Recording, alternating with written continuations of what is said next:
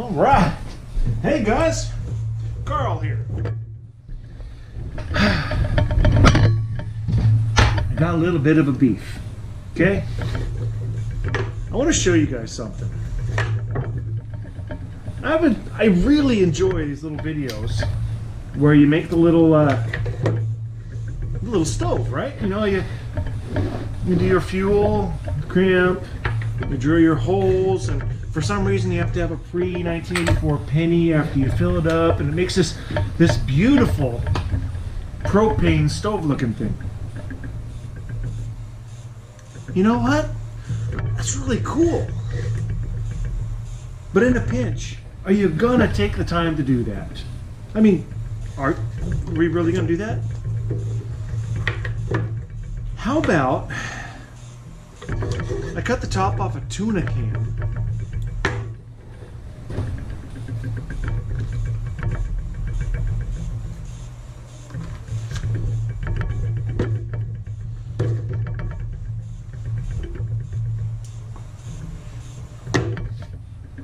And if you need an instant heat source, you put a paper towel in there.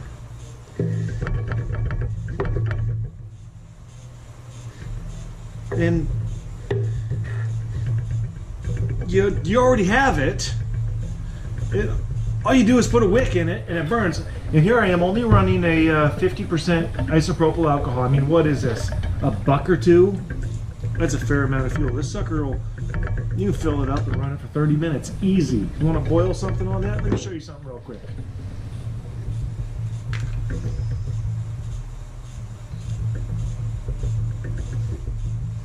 You guys have seen how long it's been sitting here.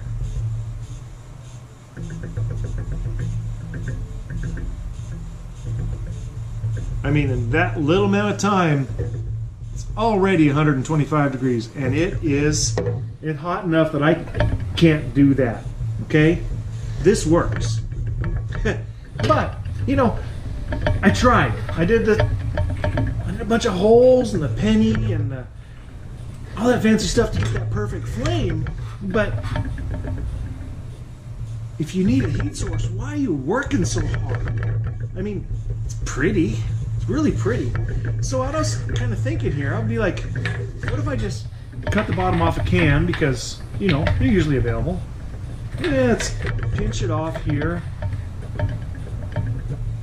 Do it on the four corners.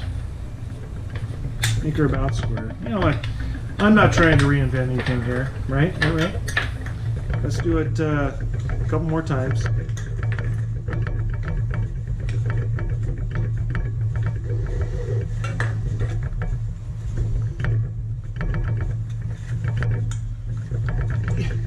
Real scientific, guys. Real scientific here. Pinching the corners. You'll see why in a second. No big deal. Okay. So now I have this flower looking thing, right? Now let's take my. You need a wick. Let's take my wick, put it in there.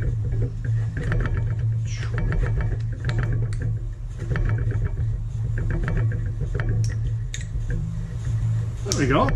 That's not too bad, right?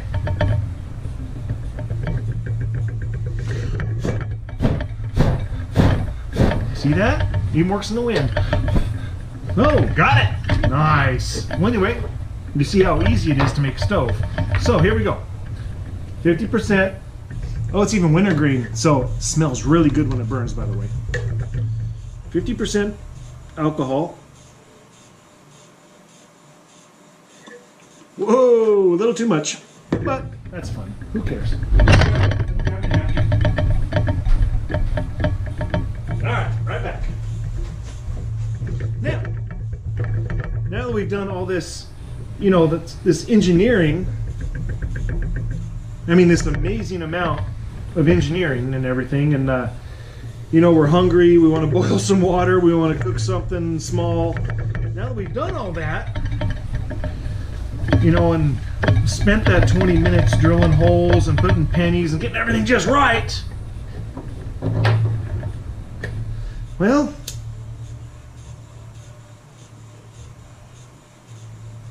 what if we just say, screw all that fancy shit and just put a wick and some fuel in the bottom of the can. You know, that's a... I'll just go ahead and do it for you here for a couple minutes. So I'll hold that there for however long it takes here. Yeah, Gren, it's not as pretty. I mean, those blue flames that they're making with these suckers.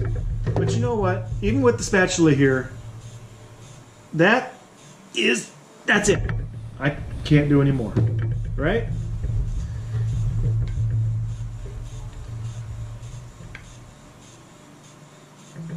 You know, we're heating the metal and all, and see what I can find here. Let's see. Celsius, Fahrenheit. All right, in that little bit of time, we're already 190. We know. I mean, look at that. We know. Alcohol is a fairly clean burning fuel, but we know that is going to put out all the fuel you need. So you can take your time and drill your 16 holes and your 5 in the center, and, you know, use your penny just right, fill it up with your wick, get the perfect seal. See, when I tried, it split on me, but I tried. I really did. And I thought, what are we doing? You want a heat source? I mean, they're like claiming 90% or stronger. I mean, the guy that did the can was using the heat, which I'm sure is a lot more expensive than some $1 bottle of rubbing alcohol. If you need a heat source, dumb it down. Use something cheap. Put a piece of cloth in there. Put a paper towel in there. Use some cotton balls. Wad up a damn piece of newspaper. Whatever you got. Dryer lit. Anything. Soak it in the alcohol. Feather your can out a little bit. And that's not necessary, by the way. It just kind of will direct the airflow inward a little bit. And you can see that you get a really nice little heating flame without hardly any of the engineering. So there's Carl's version of dumbing down these little camp stoves and heaters. You can put this in your pack, you can do it at home, it don't matter. Just go for it. Fire's been around since the caveman. Let's use it. Thanks, guys. Talk to you next time.